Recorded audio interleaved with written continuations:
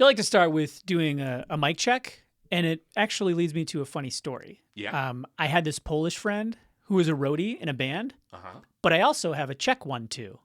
A check 1-2. A check 1-2. What'd you think about that?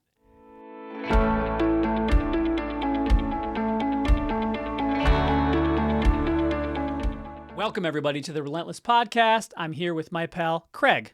Thanks for having me. Yes. And usually what we do on this podcast is guests come on and they are committed to doing some type of 40-day health challenge. Craig, you are here and you are committed to doing a 40-day health challenge. What is that health challenge? Committed is such a strong word. Yes, no, I'm going to be losing weight for this 40-day challenge. And I'm so excited to get into that. We've known each other for quite a few years now. Yeah, we used to work together. Mm-hmm. And then should I get into the details of what happened? Yeah. Because we both got fired as our contracts were terminated Mhm. at the exact same time. Mm-hmm. And then we were rehired when said place, which will go nameless. We can drop. I'm sure it'll come out eventually. I'm sure it'll rocket out of one of our mouths at some point, Chris. That's probably fair. How's your mortgage going? My mortgage is great. It's, we rocketed right into it. And, we were just all about spaceships here. And we like to, we're not really a mortgage company. We're a tech company that happens to do mortgages. Just happens. We just happen to do so. Coincidentally. Yeah. It's not like it's what the business was founded on or anything like that. No. Perish the thought. No. What's your favorite ism? Sorry. I hate so many of them. I'm sorry. Well, that's a good segue into my favorite segment of the show, pet peeves. Isms. No, isms are fine. So I usually start with talking about just things that, really frustrate us. I like the idea of pet peeves, but I also like the idea of gripes. Like pet peeves, things that piss you off. Is there anything in life that really pisses you off other than me when I tell bad jokes? So there is I would say a lot that frustrates me in life. And I think some easy answers are things like selfish people. There's a lot that's just annoying in life. But I think one of the things that's really grinded my gears in more recent years, like maybe the last year and a half, 2 years, is online dating. Online dating it can be like one of the most fun things in the world, or it can be just immensely frustrating. And when I first started online dating, it was just casual. It was just like, like maybe hook up on occasion, maybe get into a smaller relationship for a short time. Maybe it doesn't work out, you move on, whatever, no big deal. At this point, now that I've hit 40, I'm, looking more for a serious relationship. Mm-hmm. And so I don't know why, but in my head, I thought that would be easier to find. It seems like when you're online dating, you see more profiles that are like, I'm looking for something serious. Don't come at me with games. And that's fair. That's completely understandable, But I think that I really underestimated how difficult it can be to match up with someone that you're looking for and that they're looking for. And then you go on a date, and then you also have to vibe there, and you want it to continue from there. And I've just had, I guess, bad luck maybe, over the last year, but it feels like it's hard to find someone with what I'm looking for in life, because everyone has their own, things they're looking for. But I've just gone on so many dates that are really either mediocre or just weird and awkward. Yeah. You got a really bad date story? I have nothing but really bad date stories, Okay. my friend. Do you want some? I want the number one worst date story that you can think of. Okay. So this is before I started, right before I, maybe a year before I started looking for something more serious, year and a half before. I connected with someone on Tinder, and they at that time I was just looking for something casual, hookups, whatever, nothing crazy. And I, make sure to specify in the profile that that's what I'm looking for because I don't want anyone to get the wrong idea. Mm. So connect with this woman, and she almost immediately is like, yeah, do you want to like go out to a bar or whatever? And so I'm like, it sounds like she just wants to get together. That's great. This seems like a easy hookup basically. Mm. And so I'm like, all right, well, sure, but I haven't like showered yet or whatever. I've been lazy all day. If you don't mind giving me like an hour, let me get myself ready, and then I can swing by and pick you up if you want, or we can meet up at the bar. Actually, I think I specified like let's meet up at the bar, and she was like, oh no, you can just like come pick me up. And I was like, oh wow, that seems pretty forward for a first date, especially online dating, Mm. But my stupid ass was like, okay, sure, why not? This is going to be a layup. This is easy. And so I shower, and by the time I'm out of the shower and get to my phone again, in the midst of that time, that like, I don't know, 45 minutes or whatever, I was taking my sweet time, she has sent me a message, and she's like, where are you at? Jeez. And my stupid ass is like, I was just taking a shower. Like, like, are you still on? Like, and I'm thinking, like, that seems a little antagonistic and it's weird. a little pushy. A little. Mm-hmm. But I'm kind of translating this as like, oh, she just really wants to get together. This is going to be great. I think I would too, to be fair. I think most guys who haven't had a date in a bit or haven't hooked up in a bit, like, because at this point I hadn't like, been on many dates in like maybe the last few weeks or month or whatever. So I was like, oh yeah, this is going to be great. So I go to pick her up, and she doesn't live very far. Yeah. Can I ask? I don't want to interrupt. This is a great story so far. Is this pre-COVID? Or is this... No, this is post-COVID. This is post-COVID. Yeah, this is post-COVID. So this would be what, 2022, 23? Okay. I think 2023, roughly. Okay. Past few years. Yeah, past few years. Now I'm getting my years mixed up because it all blends together. It really does. It's so funny we use that as like a landmark, like post-COVID or pre-COVID. Were we wearing masks or were we... Were we wearing masks or should we have been wearing masks? Yes. So anyway, I go to pick her up, and her apartment complex is like gated, and the gate is closed. So I, drive up, and at this point she's giving me her number. We traded numbers, and I give her a call, and I'm like, and the important part of this section of the story is that I can hear the background. And what I hear is like, when you are talking to someone and they have a TV on and you could hear that kind of staticky sort of like electronic noise kind of in the background, I can hear that. And that's very important for later. Okay. So I call her up, and I'm like, hey, I need this password. And then abruptly someone came in from behind and like put it in and opened the gate. So I was like, oh, sorry. I was like, they opened up the gate. I can just go on through. I'll be there in a minute. So I hang up, go to pick her up. And I'm thinking that in my head, I'm imagining that she probably just wants to hook up. So she says, I'll be down in a couple minutes, And so I'm like, okay. So I wait around, and like I get out of the car, and I'm kind of like waiting by her front door of her building. And she comes out, and she's like, you could have waited in the car. And I'm like, oh, okay. I didn't know for sure, if we were hanging out here or going out or whatever. She's like, yeah, no, like I said, let's go to a bar or whatever. So I'm like, okay. And so we get in my car, and I'm like, all right, well, is there anywhere you want to go? Do you have any place in mind? And she wants to like drive out like 45 minutes to an hour to some bar. Jeez. And like,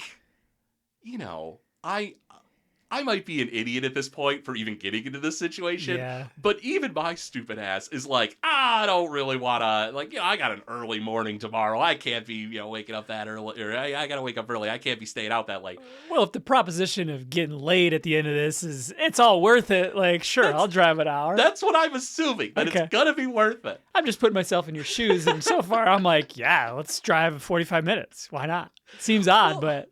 So... I'm a little paranoid. I don't want, her to like get me into a weird situation, like somewhere I'm not familiar with or whatever. I don't remember what city it was, but it was a bit of a drive to get there. And so I'm like, well, is there anything nearby? We can just have a quick drink, see how, things go. And we end up choosing a bar that's nearby. And originally she said she didn't want to choose a bar in the area because she was like, oh, no, they like smoke in the bar and I don't like the smoke, yada, yada, yada. And I'm like, well, that's illegal. I'm not saying that doesn't happen at some bars, but like, that feels like a weird excuse, but okay. So we find this bar, and coincidentally, no one smokes in it. So I don't know what she was talking about. And it's not far. It's like, maybe 5-10 minute drive. And she lets me know a few things. I'll give you the abridged version, basically. She lets me know that she has a daughter, and her ex like abuses her, and like it's like all this heavy stuff. And in the midst of that, she somehow finds a way to drop in racism.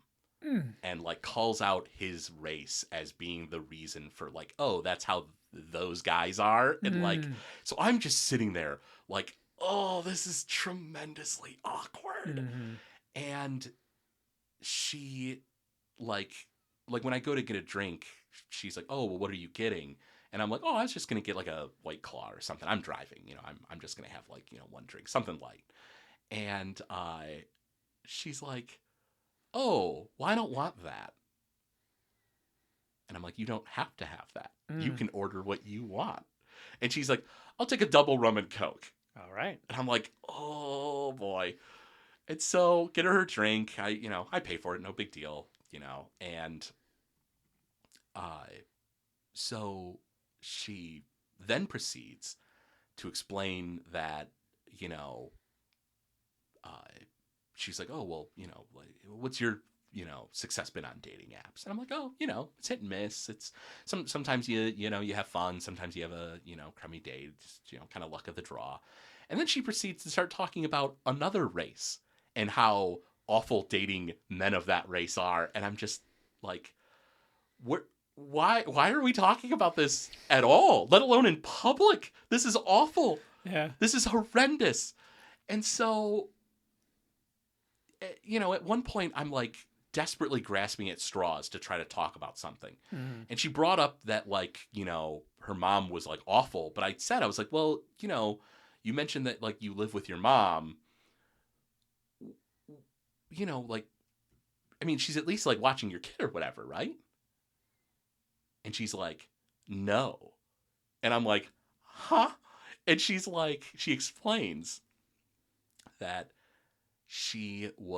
her ex and came by, they had a fight, and she left the apartment to like cool her head, she said. And she said when she was walking back to the apartment, she saw her ex with her child in the car driving away. And I was like, oh God. And she was like, I'm sure he'll be back with her at some point. And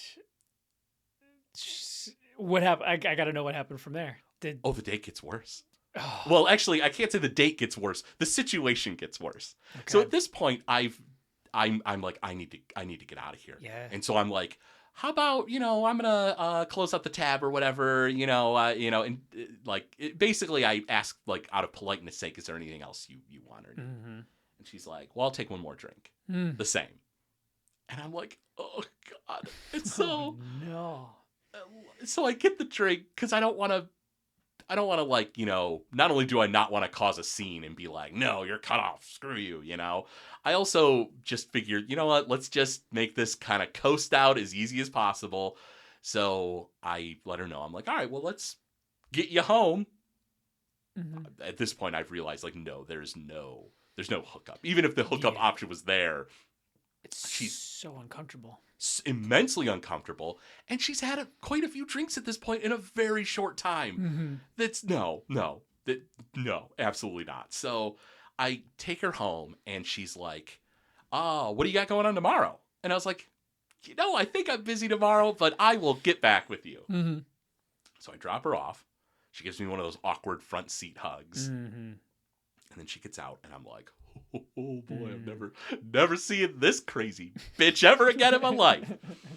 And so I head home, and the next day I shoot her a text message, and I'm like, hey, I really appreciate the time you gave me. You know, I don't think that we really, you know, vibed together. I didn't feel a connection. You know, I really, you know, wish you the best though. I, you know, hope you take care of yourself. I then block her, and then I disconnect from her on Tinder. Should be the end of the story. Mm-hmm. But it's not the end of the story. So she can't call me to get me, you know. She can't text me. She can't get me through Tinder. She doesn't know where you live. She doesn't know where I live. Thank God. But she can call and leave voicemails. Oh. So I get a voicemail from her. Okay. Pops up. It just immediately goes to, you know, because it's blocked. It's just going voicemail. People can leave you voicemails when their number's blocked. With my, whether it's the Verizon phone plan or whether it's, I have a Galaxy, you know, a Samsung phone. I don't know if it's whatever feature it is of one of those things or combination therein leads to this. And so. Good to know. Yes, it is. So I get a voicemail from her, and she is like, you are the most childish person I have ever met. You think that you can just blow me off and block me and disconnect from me on Tinder? Like, who the fuck do you think delete? And I'm like, all right, that's enough of that. Second voicemail. Do you think that I would explain my true life story to you? I was lying about all of that. I was lying because you're not worth delete. I need to know what you're not worth. Just kidding. Third voicemail. Okay.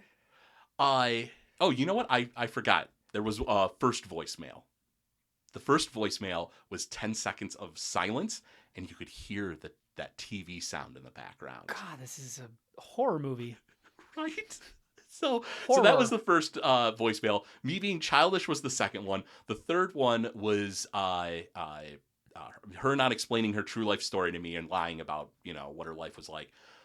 Fourth voicemail was started with, you are the ugliest person I've ever delete. I was just like, I don't need any more of that. I don't need that kind of negativity in my life. So go to bed, wake up, go to the bathroom, like, you know, 2, 3 in the morning or whatever, get back into bed. And I check my phone because I generally will glance at my phone if I wake up at night, you know, see if there's any emergencies or whatever, you know. And there's a voicemail. And I realize I didn't wake up to go to the bathroom. I woke up because of the sound of a voicemail on my phone. Minutes before, there's a voicemail. I click to listen. It is 15 seconds of silence, breathing, and that TV noise in the background. And that was the end of it. No voicemails after that. Really? That was how it ended, yeah. Ooh. So at 2, 3 in the morning, whenever it was, she had it in her mind that she needed to silently send me a voicemail of just her breathing. And that is probably, like, I honestly, after that situation, I see a therapist. And so, like, the next week or whatever, a few days later, I was talking to him and I explained the story, and he, you know, said, he's like, well, how do you feel? You know, yada, yada. And I was like, I'm just fucking tired of dating. I'm just so tired of this. And he was like, maybe take a break from dating. And I was like, you know what? Maybe I will. And so for a good, maybe 3/4 of a year to a year, I just was done. I just stopped dating for a while. And then when I got back into it, was looking for something more serious, and now it's just more pet peeve stuff of just, you know, either dates not working out or having mediocre dates. That was the cherry like on top of all bad dating stories I've had, and I've had a lot over the years. Yeah, that's a brutal one. That gave me like the creeps up and down my spine. Right? You know what? If this was like a, I don't know, Stephen King movie, you'd be like with your therapist and like there was a TV on in the background. It was like the same static as the other one. And just like, wait, what is this? And you're Oh just my like, God. I bet you didn't know. I bet you didn't see this coming. The M. Night Shyamalan twist. Yeah, it was in like, because she didn't live that far from me either. Like there was like a Kroger that she's, close to or whatever. And, someone at some point was like, "Oh, we gotta swing by and pick something up. What about there?" And I was like, "No, we're going to the inconvenient Kroger because we're not going to that one. Not the one that's in walking distance of where my stalker lives." Yeah. Whew. Yeah. That's a brutal one. Yeah. Yup. I got one. My worst Tinder date was we were up north at a friend's bachelor party. Okay. And I got catfished. Oh no. Yeah, we matched and there's like 15, 20 dudes all at this like bachelor party and she was like down to come hang out and I'm like, that should be my first red flag that this, wants to go hang out with a bunch of sweaty dudes, in hindsight. And so I'm not super happy. I'm not like proud of this, but she came by and it was not the same person as the photos. Mm-hmm. She was not looking great. And so she came in, we were kind enough to like let her in and we're all hanging out like in the basement of this Airbnb. And this was like a sign from the universe. My buddy had been fishing a little bit throughout the day, literally catches a catfish and comes into the basement where we are with the catfish. And he's like, guys, look, I caught a catfish. And we all like look at the, girl and then over to the catfish. And then he like drops the catfish and, catfish have these like sharp things in its gills. And yeah, it, like barbs or whatever. The barb, it gets stuck in the floor and it's like flopping like right in front of her. And we're like, if this isn't irony, I don't know what is. So we play it out a little bit longer. She was nice enough, but she started to get like really uncomfortably sexual with me. Like she would say things like, yeah, I got church tomorrow. And then she'd look at me and be like, I'm going to need church, huh? And I was just like, I don't know. Maybe to deal with, the resentment after I kick you out. So it's been decided and we have to come up with a plan on how to boot this girl without her knowing. So we like a sports team, like she's in the bathroom. We're like huddling up, 8 of us. We're like, all right, guys, what are we going to do? She's like, well, we could tell her that, the guys are coming home and we're going to need that spot for parking. And, she can't park where she is in the driveway. So sure enough, we weren't really lying. The parking was limited. There wasn't any place to park other than the one spot she had. So we were like, we need you to move your car. And so she's like, okay, just let me know where. So we all like go out and she like backs up and she's like backing up like down the street. And we're like, just keep going, farther. And then we ran inside and locked the door. Oh, no. Yeah, it's on her for catfishing us. And then she starts texting me all sorts of wacky things, like that she was going to a party. And I may bleep this, I don't know. She's like, I'm going to a party and I'm going to have 2 cocks in my ass. You want to make it 3? And I said, no thanks, I'm good. And that was my story of being catfished. I've luckily never been like full on catfished where it's like, oh wow, this is just a different person, and that has to feel really kind of, I imagine it felt probably really like kind of creepy and awkward because it's like, oh wow, this isn't the person I was talking to. This doesn't feel right, but also too, I get that you don't want, like, you don't know this person. You don't want to, like, be like, hey, I don't like this, just leave. Because if she, reacts violently or something, like, then you're sort of just stuck in that situation. It's better to just, get yourself away from the situation. So I'm not going to say I would do any differently. Yeah. But it is really just an awkward situation in general. I can appreciate her shooting her shot and really just, you know, shooting for that third dick up there.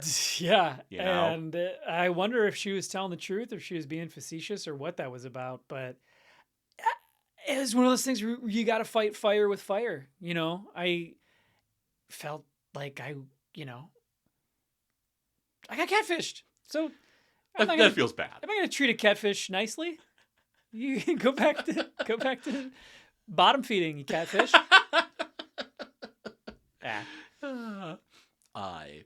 Yeah, that's awkward. But yeah, so that's been my situation more recently with dating. I've just been, you know, plugging along, go on dates, and like, you know,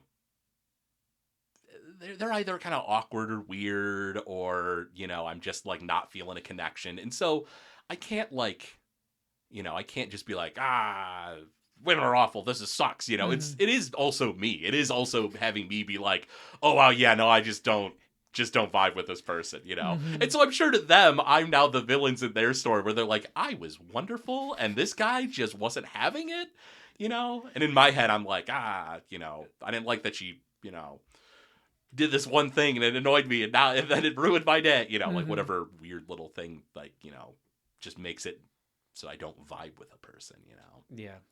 Uh, You got any more pet peeves? I mean, we could go all day and all night, right? Trying to think of other more interesting pet peeves than your typical things. You know, because like I said earlier, like selfish people are frustrating, you know. I guess also, you know, like at work, it's people who just don't listen. You know, I'll explain something at work, and I can't go into details about my job on Right. the show or anything, but you know, I'll explain to someone like, yeah, this is why, you know, we're unable to assist you with this, you know, take care. And they'll just be like, well, why? And it's like, does it matter? Like I've turned you down. You don't meet all the requirements of like this program that at work here. Like, I'm sorry, you know, that's it.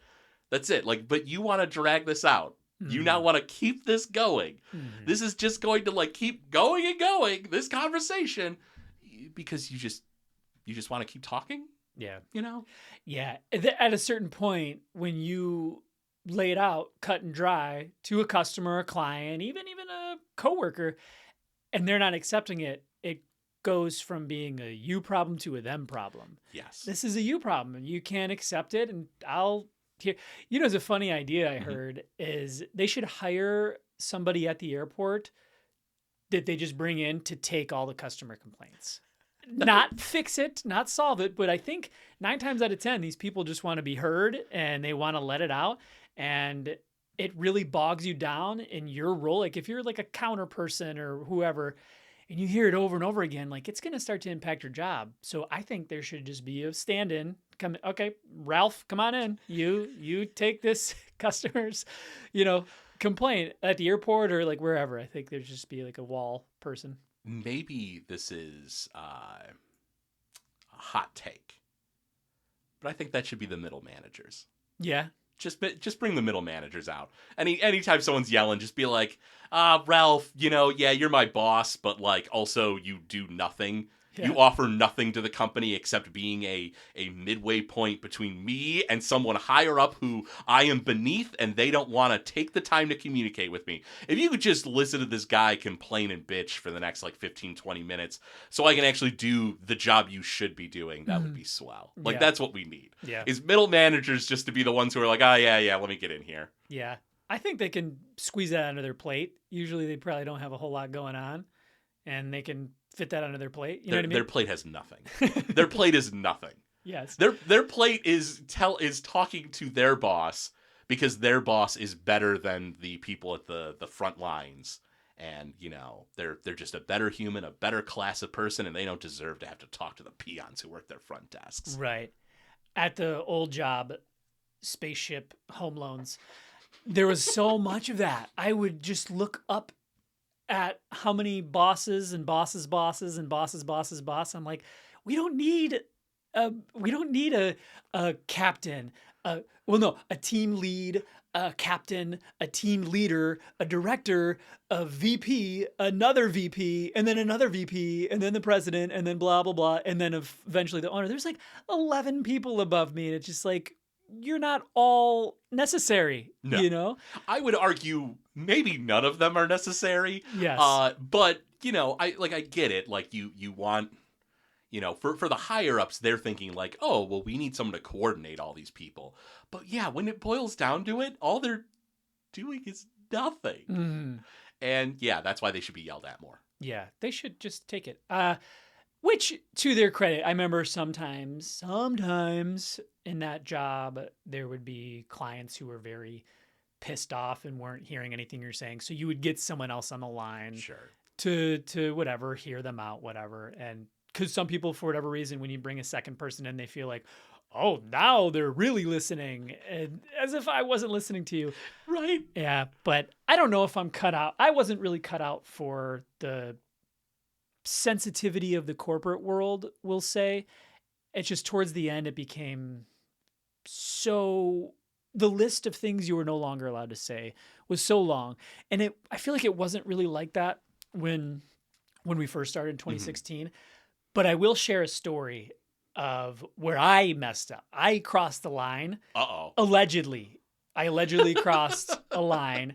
Only allegedly. Well, so I came from a background where I was, it was like I was performing comedy, like a weekly, like for a bunch of drunk people. Like, so getting the laugh was like top of the priority of my previous job. So I thought getting laughs was a good thing at this new corporate job. So there was a young lady who worked there as like a trainer. Fuck it. Her last name was DeBone. And the few of us on the shuttle back to our parking structure after work one day, she came up in conversation and I thought she was kind of hot. So I shared that I thought she was kind of hot. I don't remember the specifics of the conversation, but later HR reminded me of the specifics of the conversation. So, it's the next day, I'm at my desk and some people from HR come over like, hey, we want to talk to you. We're going to bring you to this office. So I'm like, oh, cool. This is where I get hired officially. That wasn't what that was. So they said, it's come to our attention that you were speaking inappropriately about a coworker on the shuttle. I said, and they were like, well, we had 2 reports from people on the shuttle that day that you were saying some pretty explicit things about one first name, last name, DeBone.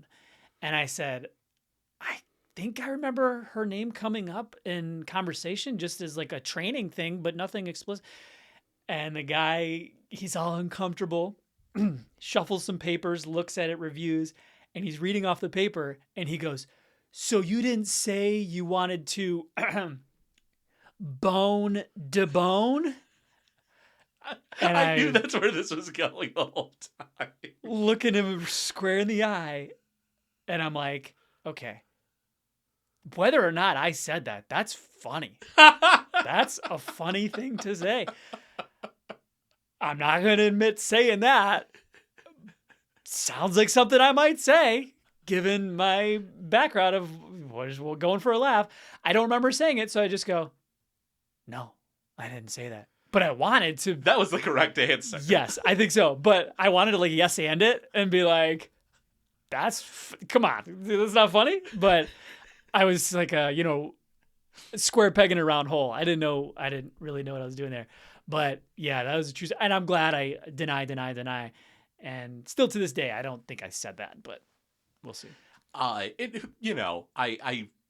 sure too that all it took was 1 or 2 of the people on the shuttle to just be like, I think it was this guy who said it, because like if it's a conversation between multiple people anyway, mm-hmm. it's, but yeah, I wasn't cut out for the corporate life either. There was luckily this one never came up or anything. I was never, like this one I was never caught with, but we had a team meeting once. And I was told that I had to take like the minutes, I have to, write down what things are, said during the meeting. And so I'm making notes about what people talk about. And one of the team members, who was really nice, like, she was a very nice person. I wasn't trying to like be cruel or anything, but for some reason my stupid ass thought it was a funny idea.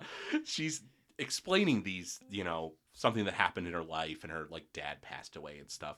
And one of my team members looks over at my sheet and like sharply like elbows me in the ribs, because what I wrote down was, "This person has a dead dad." Was just what I wrote down. And they were like, "What are you fucking doing?" And so I erased it really quick, and I was like, I was just taking minutes. Yeah, that's hilarious. Yeah, that like that corporate mindset. Like, and don't be wrong, if someone on a bus is uncomfortable that people are talking about another employee, or in my case, like if I write down something cruel and heartless about a team member, coworker, or whatever, in the middle of a meeting, like they have every right to be upset about such things. But at the same time, I think when you know a person and you know that they're just trying to be funny and stuff, and like you're especially if you're listening in on a conversation that you're not involved in, it's just like, like, does it really matter? Yeah, it's at a certain point you're kind of just tattling, and that's like something we don't. Yeah, it's tough, and I get it. There's a level that there's a layer in the corporate world. There are certain things you don't touch. Sure. Fair. But then, like I said, it became like so I'll admit I was in the wrong. If I said that allegedly, hilarious, not the right time or place. Probably wait until you're not on the shuttle in front of, dozens of coworkers that could likely know who I'm talking about. Whatever. But it became just an insane place to work. Here's an example. And this is what I've come to. I think life is a constant balance between I need a mental health day and suck it up. Do you remember suck it up? I feel like there's no suck it up anymore. I feel like the second you feel sad, you could call it, I'm not coming in today. And then it's just like, okay, you need, what can we do for you? It's just like, sometimes you just gotta fucking suck it up. It's life. Unfortunately, yeah. Yeah. Anyways, here's where so there was a meeting and 40 people, bigger meeting. And there was one lady in the meeting who had a boot on because she had recently like sprained her ankle. The guy who was leading the meeting was taking in ideas. I think it was like a marketing team, and someone had an idea. Hey, what if we tried this? He sits there and he thinks about it and he goes, I don't think we would get the green light on that, because if you think about it, it would cost an arm and a leg to pull that off, blah, blah, blah, blah. Meeting goes on. Nothing. After the meeting, 3 people went above him, HR, whatever, to complain because he used the term arm and a leg, and there was a lady in the meeting who had recently sprained her ankle and was wearing a boot. And they thought that she would be offended, so they, they're righteous, they're doing the right thing, they're on the right side of history, calling things like that out. And that person then, I don't think he got fired, but he got a talking to, because you can't offend anybody. And that's the kind of thin line that walking on eggshells that I felt like towards the last year and a half there, that was just like, I can't fucking do this anymore. Yeah, I don't blame you. That seems wild to me, that it was that many people even that did that. Just, because it's a saying, and it's a saying that's in our kind of lexicon. Yeah. And, it'd be different if he was like, costs an arm and a leg, like Cheryl's leg, and like pointed down at her and was like, you idiot, you broke your leg, you dumbass. Yeah, like if it was something like that, okay, yeah, like that would be weird and malicious. Like that's fair. At that point, yeah, go to someone and be like, "Hey, the meeting was going fine until he like started, throwing things at her foot because she hurt herself. Like we don't know what was going on with the guy. He was crazy." Like okay, fair. But like I don't know. That just seems like there's protecting people who legitimately need protection, Mm. and there's just complaining for the sake of, white knighting. So what do you say we get into the reason why you're here? Huh? The 40-day challenge. Oh, I thought you had forgotten. I was Yeah. hoping you forgot. No, I'm going to hold you to it. That's what we do here. So I am curious, what is the 40-day challenge you're going to do? So I'm going to be losing weight. So I can get into it if you're interested in the story. I've had a bit of a roller coaster ride with my weight over the years and my life, arguably. Okay. But the challenge itself that I'm going to be doing is I'm going to be spending the 40 days trying to lose weight by cutting down on fat, calories, carbs. Not necessarily a keto diet. I don't think the keto diet is for me. And I would say that I'll probably see faster, quicker results with a keto diet. But I'd rather just kind of get into a place where I'm counting calories, managing my health and weight a little bit better. Okay. I've done the keto thing. I loved it the first time I did it. I've tried pretty much everything. Mm-hmm. I'm just very curious about this stuff. But keto, I felt more brain benefits than I did like in my body. Like I felt really? like mental clarity went up a bit, but in terms of just energy in my body, I didn't like it for a prolonged period. So what in particular, I know you said you were, and we were talking a little bit before, what is I don't know if it's a method or the way that you're going to be doing calorie counting? Yeah. So, what I'm going to be using is the Harris Benedict calculator. Okay.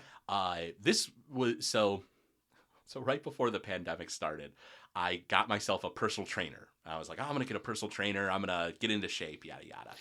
And like, he gave me like a quick rundown, gave me this info on this Harris Benedict calculator thing, told me to download an app for counting calories. Mm-hmm.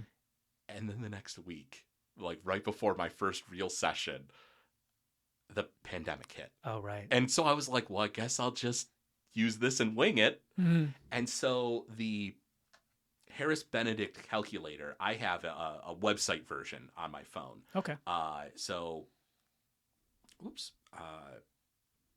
Make sure I actually can open it. Here we go. Harris Benedict calculator basal metabolic rate. Okay. And so basically you just punch in whether you're male, female,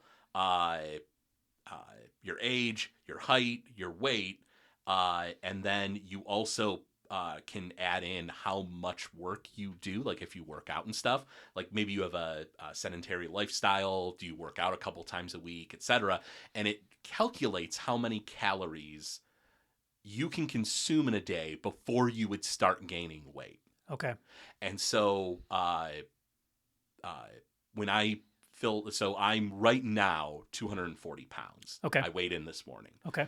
And I'm a little annoyed because when I saw the doctor in November, because I had a sinus infection then, when I weighed in, they were like, oh, 240. And I was like, okay, so I'm a little under 240 because I'm wearing like a coat. I've got my boots on, so I step on the scale this morning and I'm, in my, boxers or whatever. And I'm like, okay, it's going to be like 235 or something, maybe 230 even.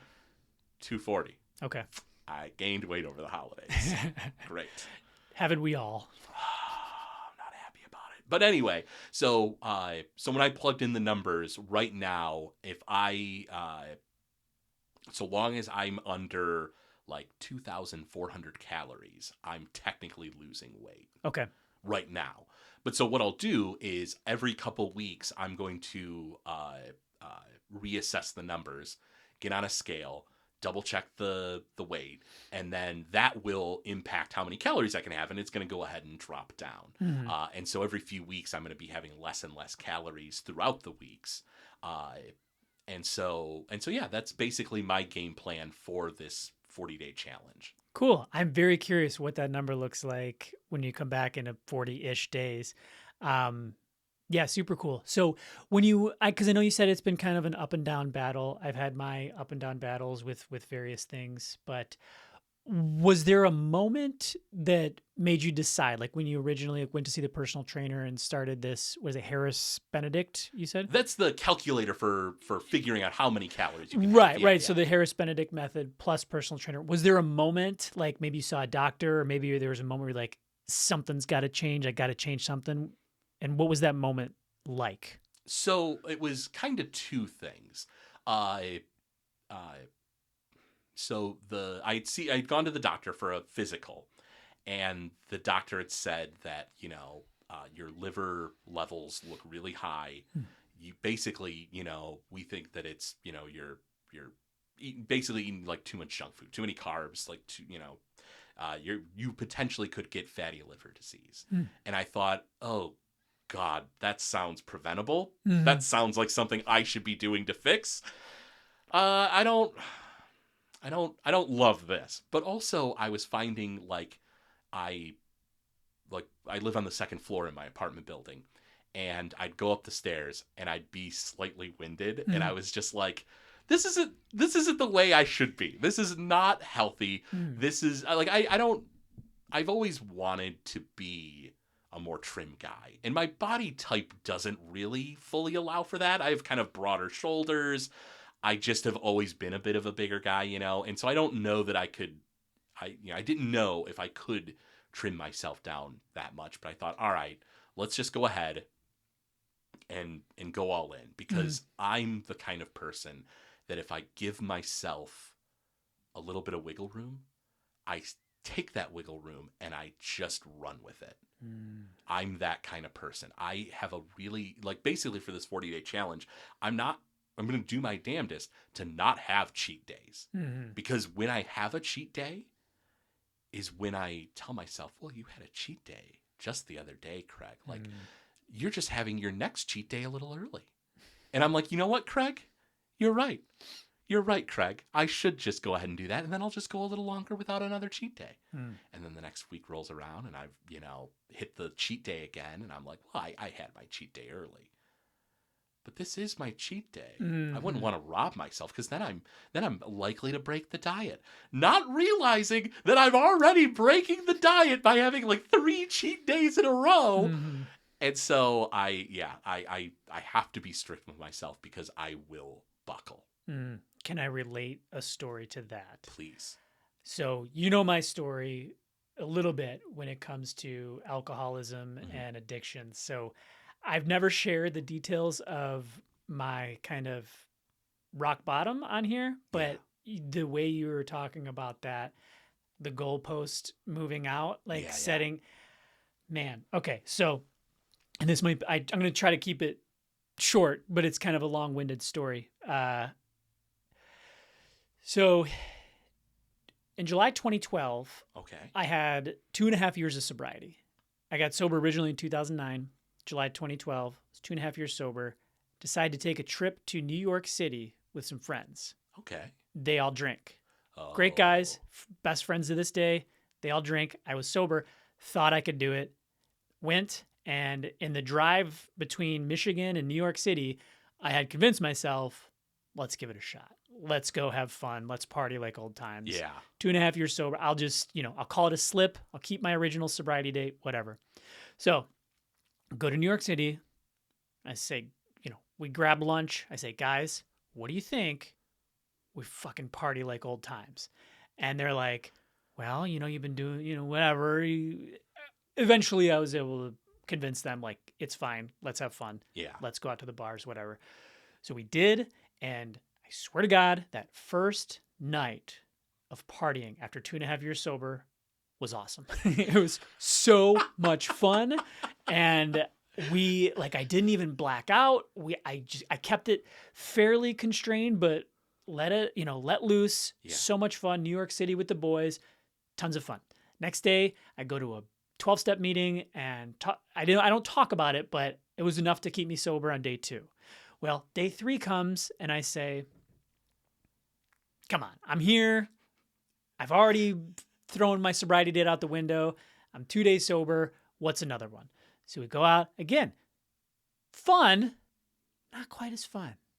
Day 4 comes. All day. We're drinking, we're out, getting blasted. Yeah. Fun, not quite as fun.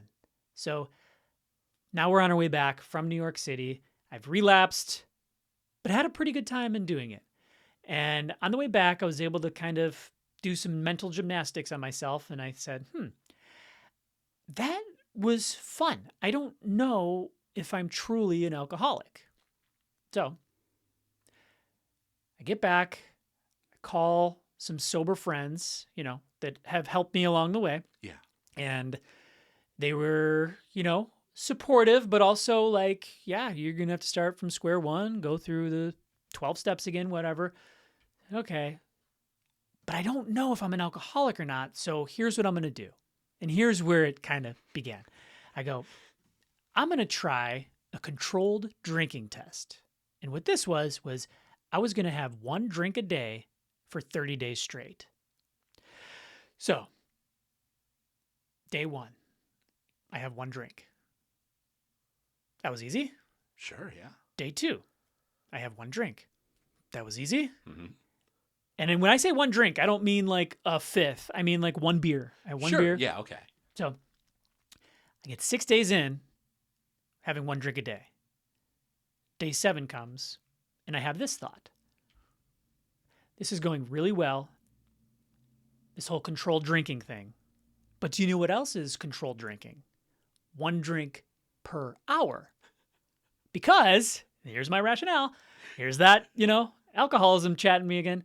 Because I've heard stories. If you go out to a bar for 3 hours and you have 3 drinks, your body processes it and you're good to drive. I've heard this, so that was my rationale. So the next day I have 1 drink per hour. Not even realizing what was already happening. Mm-hmm. Like you were talking about with the cheat days. It's so funny. So the next day comes and this was a real challenge because I was going out with some friends to a bar. So I get to my buddy's house. We're pre-gaming, whatever. And I felt the need to tell everybody what I was doing. Like weird, like nobody fucking cares. But I felt that I was like, they're going to want to know what I'm doing, whatever. So about an hour in, somebody breaks out a joint. And I said, I never said anything about not smoking pot through this. So I smoked the joint and, the goalposts keep widening and I don't even realize what's happening. Maybe there's this voice in the back of my head, way in the depths of my head that I don't hear, but it's there maybe, but it's drowned out by the thought of drinking and getting high. So then we go out and we're drinking at the bar and this thought occurs to me. All I really have to do is just make everybody else think that I'm only having 1 drink per hour. It's not like anybody's in the corner with a notebook tallying the number of drinks I'm taking. So I'm like, well, as long as I can convince everybody else that I'm only having 1 per hour, I can get as drunk as I want and no one's going to care. So then I'm doing more and more. And then the next day comes and now I'm starting to realize that I'm failing this controlled drinking test and I just get drunk all over again. But the stakes were about as high as they could possibly be because I told myself that if I could just do this, if I could just have 1 drink per day for 30 days straight, that means I'm not an alcoholic and I can drink safely for the rest of my life. There's a lot riding on this test and I couldn't even get halfway through. No. So then what happens is I play for the next about 8 months. I play this in and out game. I play this game where I'm I'm back, I'm going to meetings, string together a few weeks, and then something comes up, I drink again. New Year's Eve comes, I've been sober a month, I go back out. I'm moving out to California, my brother throws me a going away party, I drink. My bachelor party comes, I'm 3 months sober, I drink. So on the way back, I drink all on the plane, I go to work the next day, go out with some friends, get super drunk, super high, and now I'm behind the wheel of a car. Oh, no. And I'm driving home, and I didn't crash the car. I didn't hurt myself. I didn't hurt anybody else. I didn't even get pulled over. But I had just this lightning bolt thought that said, one drink a day. And now look where I am. I'm behind the wheel of a car. And no matter what I do to try and control or moderate this alcoholism, this whatever, I'm going to end up hurting myself or somebody else. Yeah. And I've never shared that here on this channel. And I didn't even plan on it. But when you were talking about the goalpost moving, it just reminded me of that. So thank you for sharing that part, because it kind of opened up something in me that I wanted to talk about. Yeah, absolutely. It's tough because it's such a slippery slope to now. Mind you, my case is a completely different animal, of course. Right. But it's tough because you bend and break ever so slightly, and you think, well, this isn't a big deal. This is fine. This doesn't have to be the norm. I can go ahead and fix this anytime I want. And you've already opened the floodgates. You've already convinced yourself that you could, it doesn't matter because it's your id, your vices, whatever you want to call it. It's you rationalizing that you have control when really you don't. It's the vices and the id that have the control, And so for me, it, is like, well, I had, I had a cheeseburger or something with my friends or whatever the other day, but Taco Bell sounds really good. And you get Taco Bell. And then like the next day it's like, well, I've already cracked this week. Why not just start fresh on Monday? Right. And then by Monday, you're like, well, work was really stressful and I don't have a lot of food at home. I don't want what I'm going to, could make there. I'm going to, get a pizza on the way home. And then the next day you're like, well, I have a bunch of pizza left over. I couldn't finish all that pizza. I can't let it go to waste. And then by the middle of the next week, you've completely just derailed everything you were doing, or everything I was doing in my case. And then you're sort of stuck. You're kind of like, it's, well, I either have to cold turkey it, and I don't want that, or you just keep rationalizing and justifying, and time goes by and you're in a worse position than you were, and you don't feel very happy. Yeah. Well, speaking of being happy, you said the biggest weight loss continuously was you said about 280?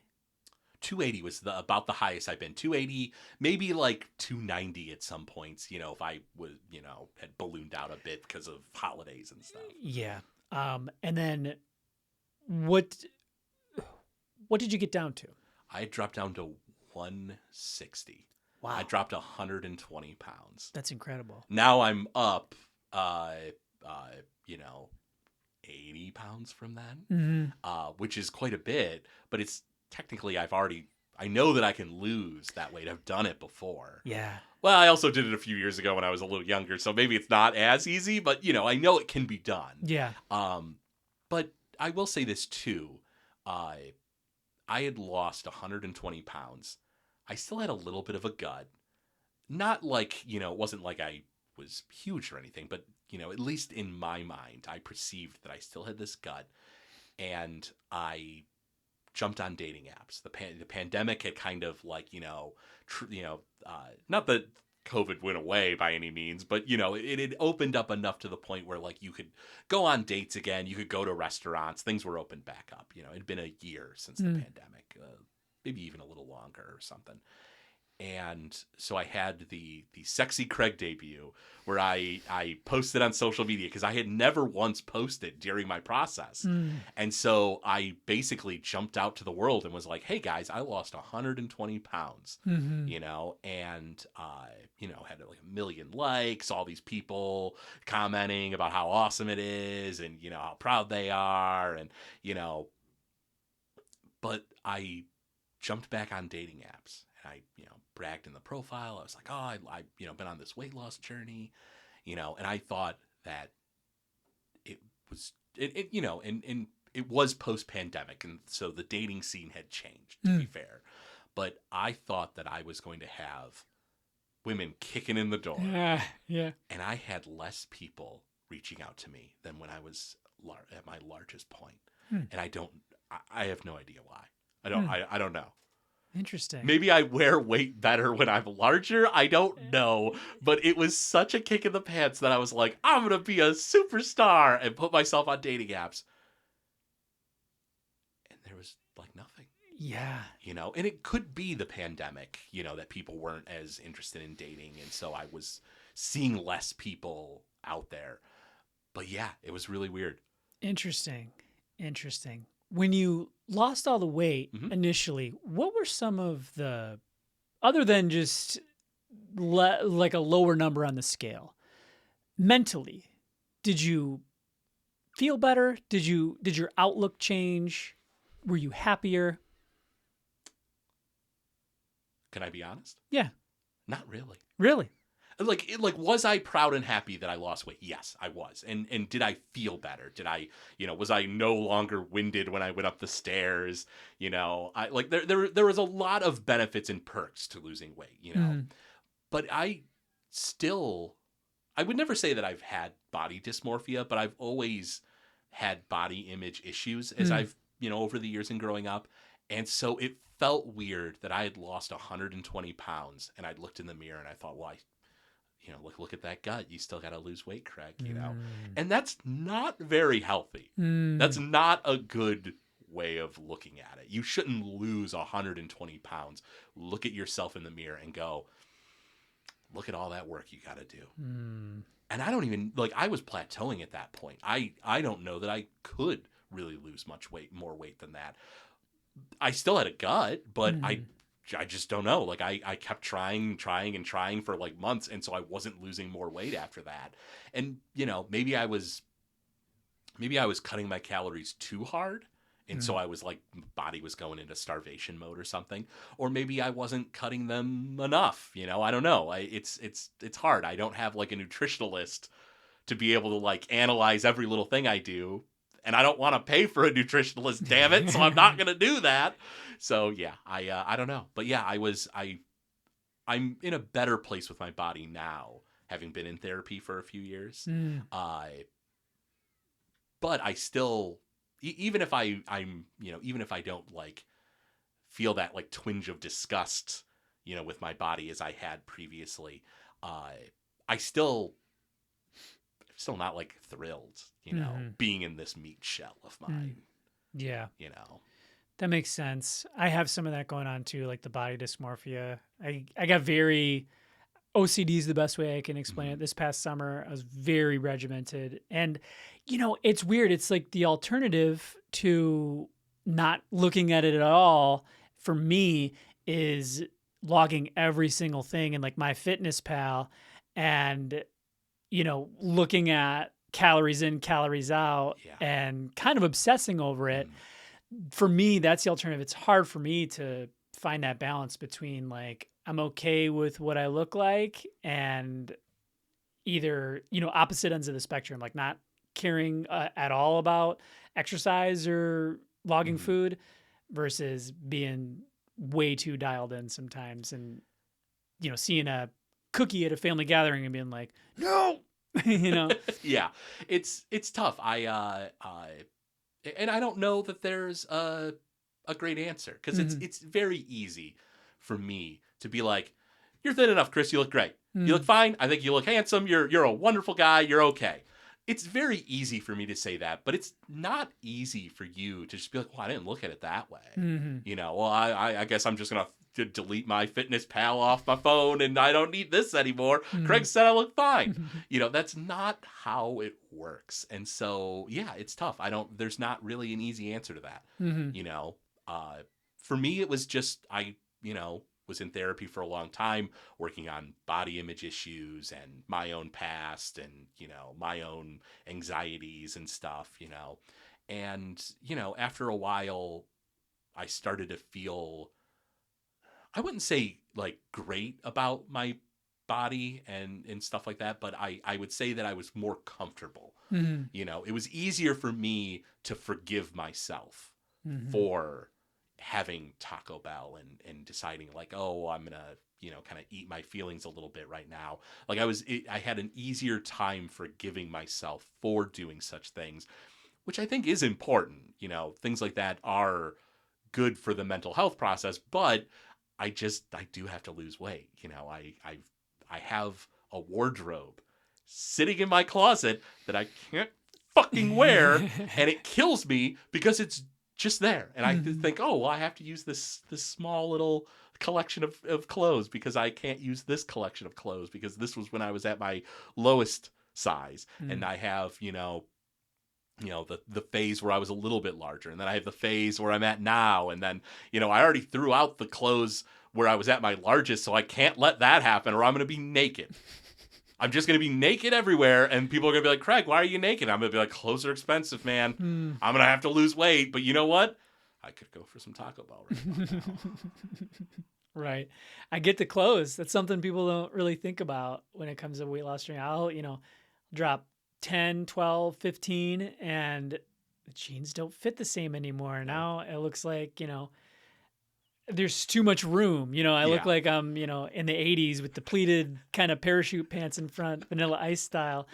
Yeah. So say there's a young lad listening right now that is considering embarking on the same journey as you.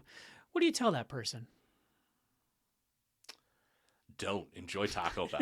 No, I would say that if there's anyone listening and you feel like, I'm larger, I don't, don't like my body, I feel like I'm way too big, whatever the case may be, I think that,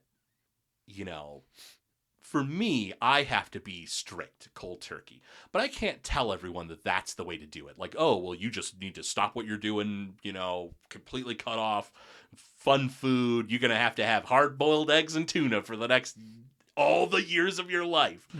I can't tell people that that's what they need to do. But I do think that if I was talking to someone who is, not happy with their body and want to lose weight, I think that it's not, you're not going to just immediately listen like I told you. Like, you need to be somewhat comfortable with yourself getting into a situation like this, because even when you lose all that weight, if you're not happy in general with your body, body dysmorphia, whatever the case may be, you're not going to be satisfied at the end of it.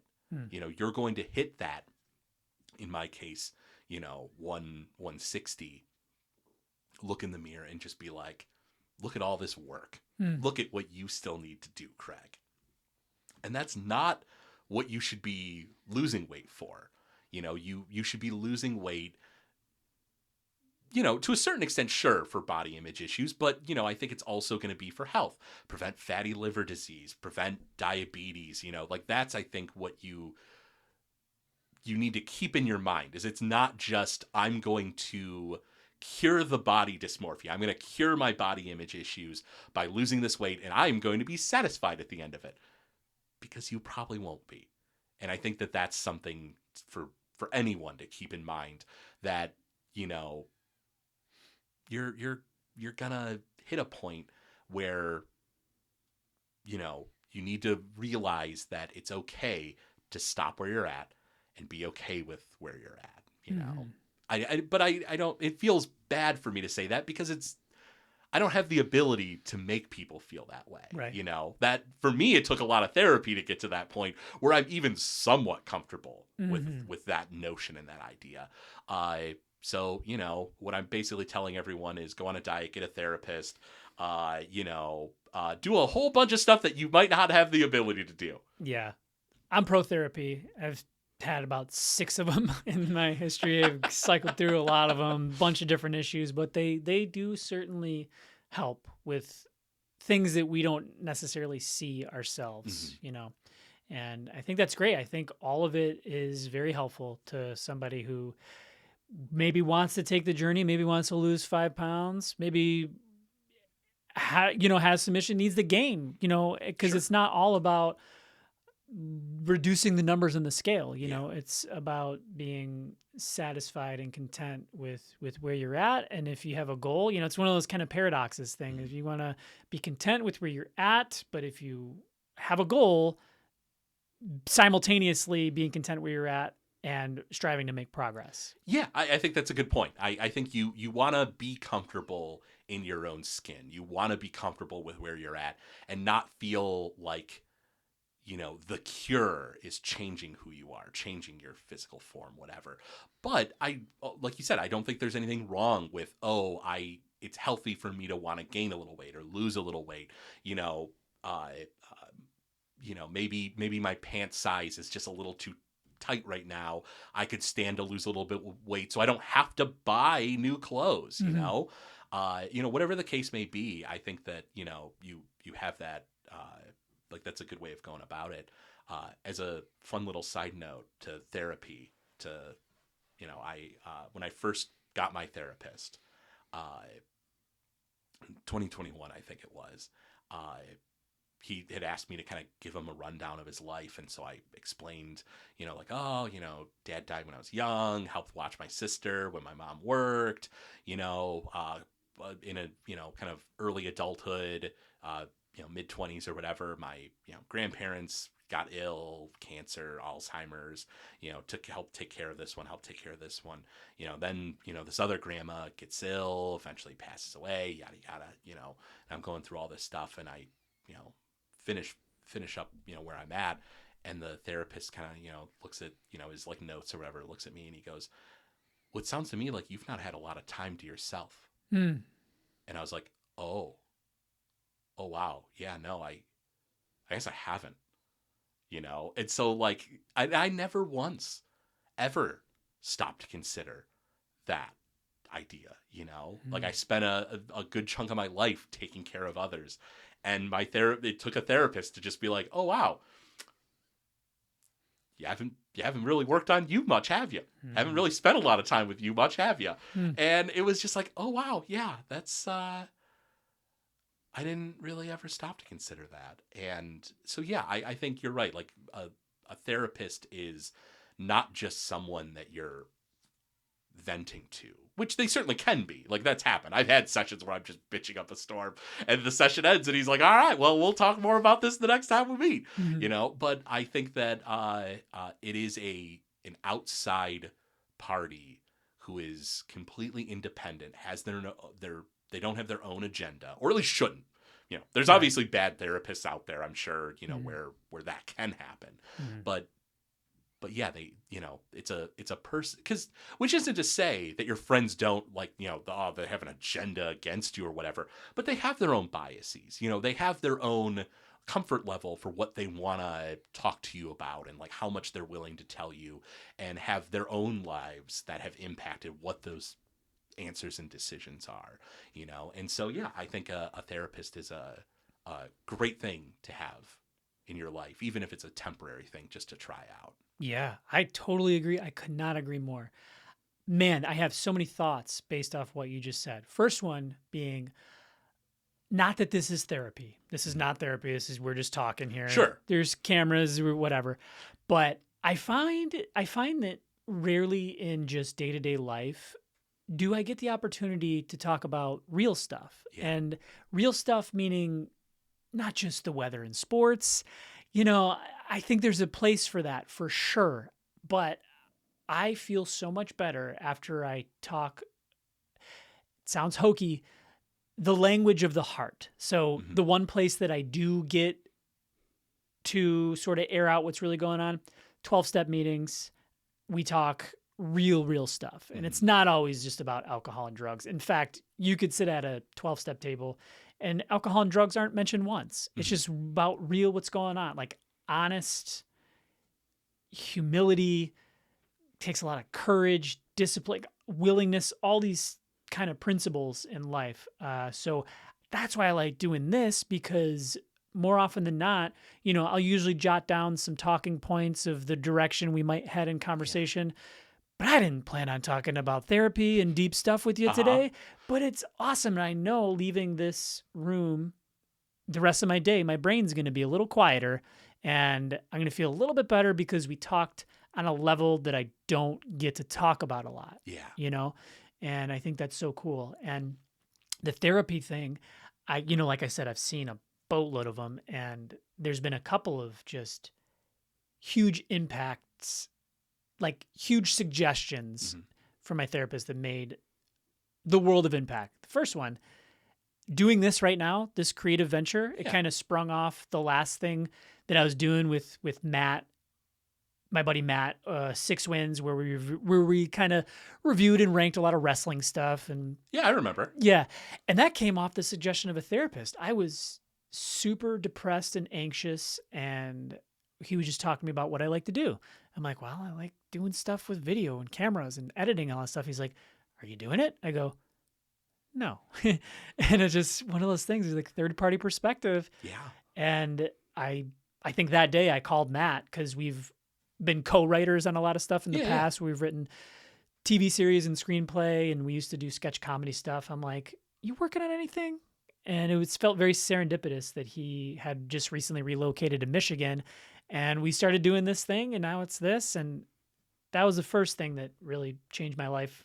The second thing is, have you and your therapist ever gotten into CBT, cognitive behavioral therapy? No. My sister has mentioned that her and her therapist have gone down that road, but my therapist and I have not yet. Okay, I found it tremendously helpful. And I'm like a total psycho when it comes to anything health related, whether it be in therapy, outside therapy, nutrition, exercise, spirituality. I'm a sucker for it all. Uh-huh. I'm kind of like obsessed in an unhealthy way with like improving quality of life. And this is actually one thing I had never heard before. And what it is this idea that your thoughts sort of create your emotions, and your emotions sort of create the actions that you take, and the actions that you take kind of circle back and create your thoughts. So if you can, we really don't have much control over our emotions directly. And I think that's kind of what most, if not all of us, need to work on, is just like, how do we feel? How Yeah. are we, emotional intelligence, all that stuff. And what I learned is I have the ability not to control the way I feel all the time, but I can have an impact on what I'm thinking and how I'm thinking about stuff, Hmm. which then can have the slightest of impacts on how I'm feeling. And then the most important part, that's going to have an impact on the actions that I'm taking. And the actions that I'm taking, if I have control over that, then it's going to sort of create this feedback loop, and my thoughts are going to improve. My emotions are going to improve. The actions I take are going to improve. And it's just this like big wheel that it's like, man, a lot of times, particularly when I'm isolated and I'm Hmm. not around people, if I just have an idle brain and I just let it do what it's going to do, it's not going to end up in a very good place unless Uh-huh. I like consciously take some control, filter it through some things, get around people, then I can elevate my thoughts, and then I can start the cycle from there of improving my emotions and my actions. I thought that was a pretty cool insight that I got from therapy. Yeah. No, absolutely. I will say, uh, even if it was sort of just a kind of a passive benefit, I find that since I've been in therapy and working on myself and all these things, I get angry less. Mm. Like the I used to have a bit of a temper. And I'm not gonna say I don't have a temper, I guess, but like, there'd be times where I'd just like get fired up and start cursing or whatever, even living alone or whatever. I'd just be like, God damn motherfucker, like just like because I dropped something or whatever, and I would just like overreact. And now I find that I'll have those moments where something will happen that would have probably like set me off, like a Donald Duck, like just screaming and hollering for like no reason Mm. moment. And I find that things like that will happen, and I just go, crap baskets, like hamburgers, and it kind of rolls off me a little bit more now. And I still have, of course, moments where I get angry. Everyone does, but I just find, yeah, I'm way less temperamental than I ever was before. Yeah. Feels good. It does. You get a Feels great. Yeah, you got like a longer fuse, would you say? Yeah, I would say so. Yeah, I find that too with therapy, but I get that from meditation a little bit. I don't know if you ever indulged in that, but when I can cut out 10 minutes, 15 tops in my morning and just do nothing, like not distracting myself with a TV or a screen or a podcast or exercise, like whatever, if I just nothing, it kind of allows my brain to get back to a baseline. So, you know, having the kid, sometimes the mornings aren't so smooth sailing. That's fair. He's not always jumping to go to school. Sometimes takes a I mean, weren't you excited to go to school every single day? Didn't you love it? No. I kind of hated it. Right. I didn't love it either. Anything else that you wanted to dive into when it comes to just your journey, either with therapy or weight loss or the program you're going to be doing for the next 40 days? I think the like any discussion on the program is at this point just like, what am I gonna eat? Like, like I'm gonna have some hard boiled eggs. I'm gonna have some tuna. I'm gonna when I was dieting, I would do like a cauliflower rice dish. It was just like cans of what are they called? The like not stewed tomatoes, the canned diced tomatoes with green chilies or whatever, Okay. like those, throw in an extra can of chilies and throw in some veggies and, ground turkey or whatever and make this like, stir fry thing. And, with MyFitnessPal, I'm sure you can make your own recipes and then you can divvy them out by servings, so that's cool. That's nice. I'll be able to, jump back into that. I think though that if I had to, if there's any last things to chat about, I think it's to kind of piggyback off of your discussion of like that creative outlet. I think having a creative outlet is a big, big help. I don't think you always need to be creating things like for others. I think that there's and I realize this, I almost feel like I'm throwing you under the bus right about here, but I think there's a drive to capitalize on like the grind, like, oh, well, I love, playing this video game. I'm going to stream myself playing this video game and I'm going to make money doing it. Or I'm going to make like there's so many things that people will do to put out in the public because they're looking to make a buck. And I don't think there's anything wrong with that, but I don't think that that's as healthy as creativity for the sake of creativity. I think it was Kurt Vonnegut, one of my favorite authors, who his advice to like these, like, I think it was like elementary schoolers or something even, it's some speech he did where it was just like, take a piece of paper and a pencil and like write down a poem and take that poem and, fold it up, put it in a drawer, know that no one will ever see that. And you've still improved yourself. Like you've still expanded your world because you've created something for the sake of creation. That's a paraphrase, of course, but I think that there's something really important in the fact that you're being creative and imaginative and, doing something for the sake of doing it for yourself, Like for me, I have Dungeons and Dragons, and I used to podcast as well, and that was a blast. That's a ton of fun. I think that I got a little grindy with it where I was like, I'm going to do a bunch of podcasts and I'm eventually going to make money, and never did, and so I think that that's kind of where some issues lie there. But I had a Dungeons and Dragons podcast, so I guess I'm not completely innocent of this, but I was talking to a coworker the other day because every Thursday is D&D night, and they were like, oh, do you you record it and like put it out there? And I was like, oh no, this is just for us. This is only for me and my friends. No one will ever really know. I'll be on my deathbed and I'll be like, my character Dimitri Valentine was the coolest character ever, and they're gonna be like, what? Yeah. Who are you? What is this? I don't know what that means, and no one will ever know, that this weird little world worlds that me and my buddies play these games in, they'll never be out there,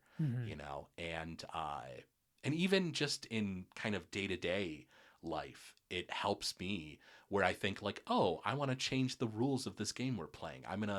Maybe I want to add this in. Maybe I want to take combat roles and make them their own separate thing so people can play a wizard who's also like the defender of the group and, has to shield their friends.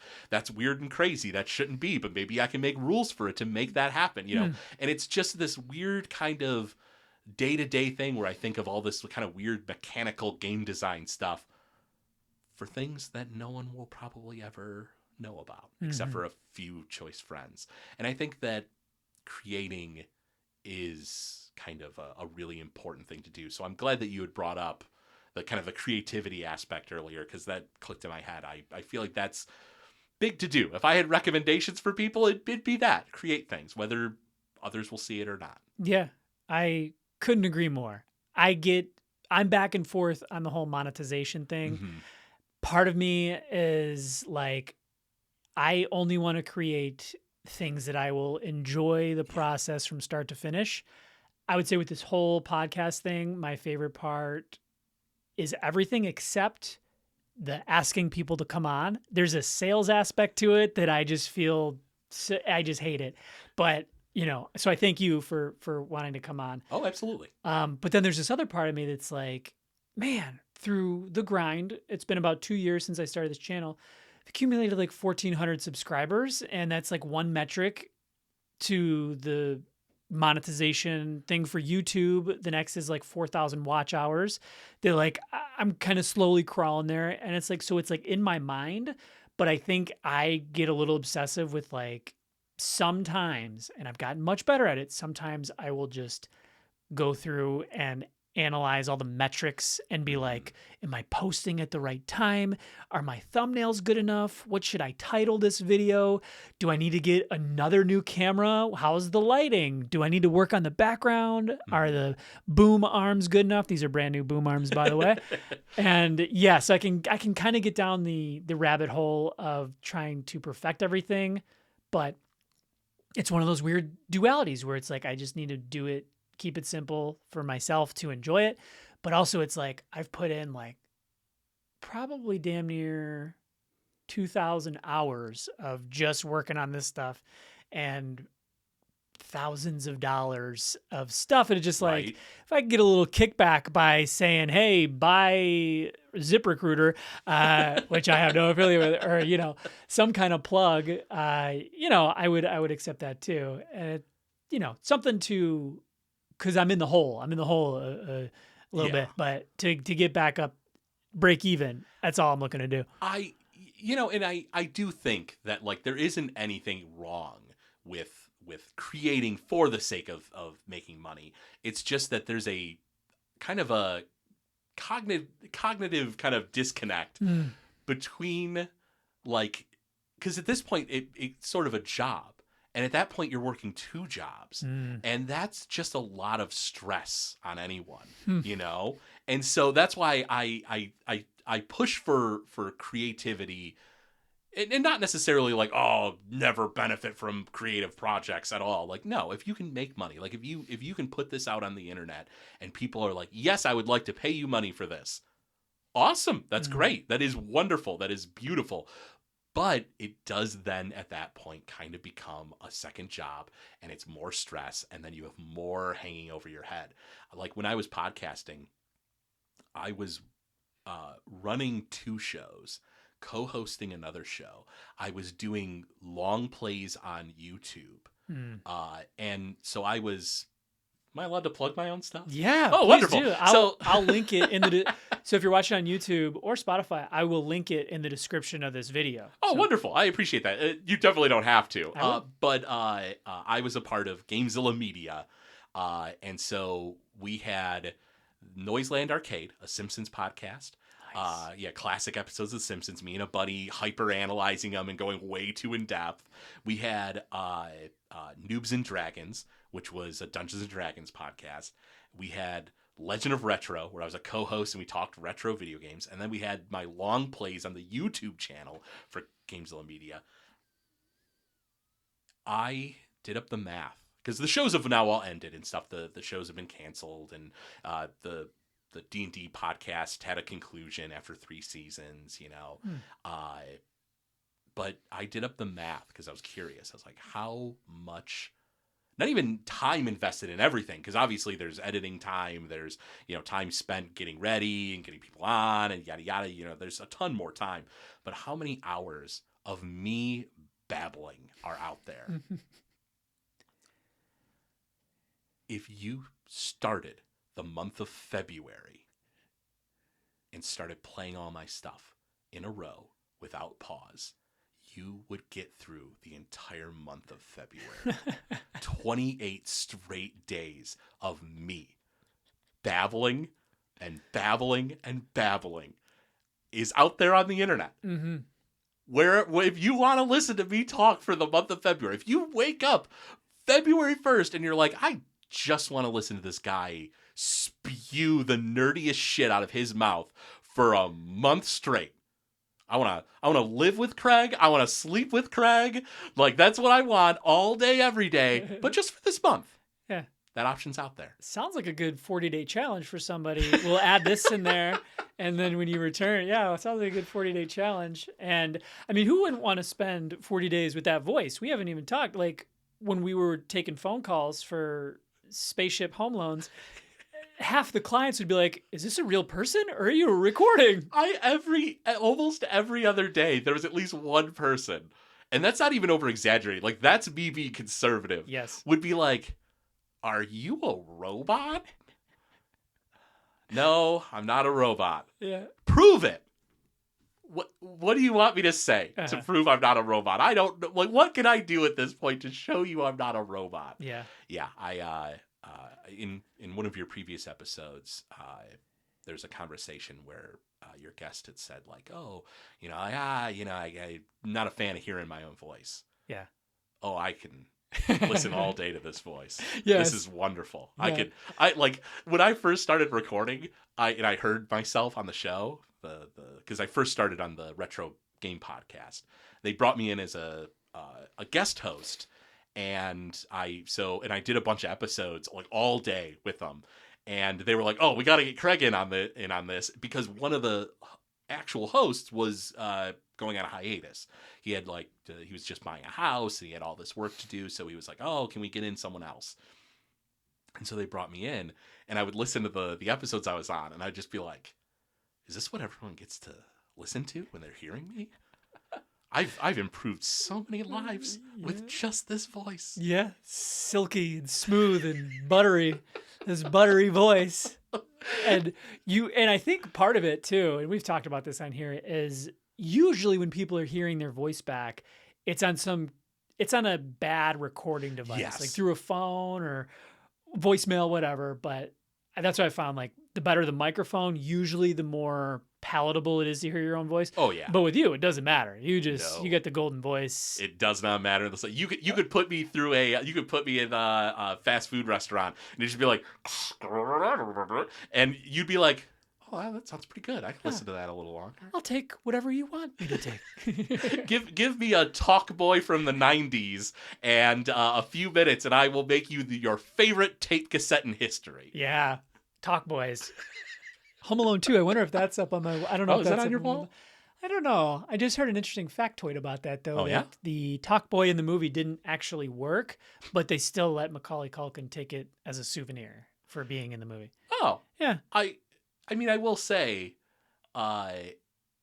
if the best you're giving your child actor who just got you millions and millions of dollars is a broken talk boy, you made out like a bandit. Good for you, Home Alone 2 higher ups. You handed off this kid this broken talk boy, and you're like, don't spend it all in one place. Well, to be fair, he made a ton of money. He made like $3.5 million, probably plus a bunch of residuals. Macaulay Culkin is probably still just loaded beyond.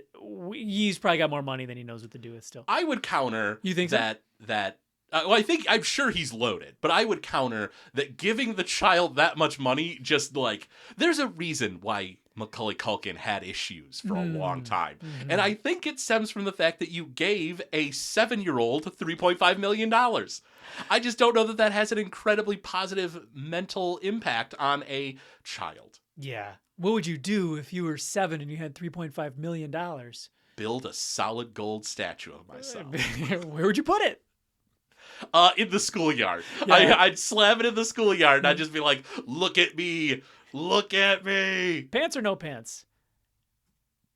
Can Can you get in trouble for exposing yourself to children via statue of yourself? Ooh, that's a good question. Let's go through these. Question for the pedophiles listening. Which is 90% of your audience. If you're not one, good on you. Comment if you're a pedophile. So I think that I would have pants on because I think that it wouldn't count as like I don't think you'd be a sex offender for removing your pants, quote unquote, at children. I think you'd be a sex offender for putting up a naked statue in a elementary playground. Fair. I think that that's how you get on the sex offender list. Although it is the best way to get on the sex offender list. Removing your pants of a statue? Yeah, if the alternative to being on the sex offender list is like actually exposing yourself to children, I think making a pantsless statue of yourself is the better route to go. Yeah. I'm not going to say it's a good route to go, but I am going to say it's the better route. Yeah, it seems the most hands-off. Pun intended. Yes, Yeah. I think you're right. Hands-on is the worst way. Yes. Yes. Stay away from me and my kid, you pedophiles. It's just a statue. Well, I don't think we're even allowed to say pedophiles anymore because I think that's offensive. I think what they want us to say now is minor attracted person, I believe, is the accepted nomenclature for that type. I think I'm still going to call them pedophiles. Well, see, now you're shaming. It's, people are into different stuff. What are you, closed-minded here? No, I'm just kidding. Yeah, maybe I am. Yeah. Maybe I just have. Maybe to that one. Let me be a closed-minded person to a minor attracted person. I got a recommendation. Please. You brought up books. Yeah. I, over the past year or two, have been very diligent about becoming a reader. Mm-hmm. I never was. I struggled with it a lot. You were illiterate until like 3 years ago. Yeah, right? so I'm illiterate, dyslexic, I'm everything. No, but my wife kind of rubbed off on me in that way. She's a huge reader. Our living room has just endless shelves with hundreds of books, and so she kind of, got me on it. But a book a friend of mine recommended, his name's Jared, great guy, is this book right here. It's called Running the Light. It's by a comedian by the name of Sam Talent. And it's one of those books. I mean, I'm a huge comedy nerd. Stand-up, movies, TV, like a huge comedy nerd. Love it. He's a stand-up comedian, and it's he's very well-read himself. So a lot of the language he uses, I found myself reading the book in one hand with ChatGPT or Google in the other hand, having to Google a ton of words. But it's one of those where I have to keep looking up things to piece it together. But it's a fantastic read. It all takes place in the span of 1 week in the life of a comedian. Not just any comedian. It's fictional, but it's kind of like, do you know who Sam Kinison was? It's familiar. Comedians who kind of live life at the edge, balls to the wall, partying really, really hard every night and waking up in the morning. And it's a lot of drinking and drug use and stuff like that. But I don't think a book has ever captured my attention in this way. So highly recommend that book. And then health-wise, I'm always a sucker for supplements. I like a good nootropic, and this one is by Med Choice. It's you take 2 a day, and it helps my brain just process things. Like it helps with recall and memory, and there are things in it: alpha GPC, ginkgo biloba, L-theanine, L-tyrosine. Those have both come up on the podcast. And when I take a nootropic like this, it's funny. It doesn't make me smarter. It just helps me come up with dumb thoughts faster. So, I'm not just sitting there buffering for 10 minutes all the time. It helps me with word recall, but it's not like I become more intelligent because of it. So you would say it gives you like maybe a little bit of added clarity. I would say so. Yeah, kind of like a cup of coffee, but in a different way. Nice. Yeah. So that's all I got. Do you have anything that you want to end on? I really, really hope that I've actually lost a little bit of weight the next time I'm on the show so that I haven't completely embarrassed myself. Well, I don't think you will. I think it's all about the conversation and the journey. And if the numbers on the scale are a little bit less, cool. If not, cool. Your viewers want Hot Craig, and I plan to bring Hot Craig. Yes, so everybody tune in, and probably 4 or 5 weeks from right now, Craig will come on for his return episode, and we'll chat. We'll see what the results are. I'm looking forward to it. Me too.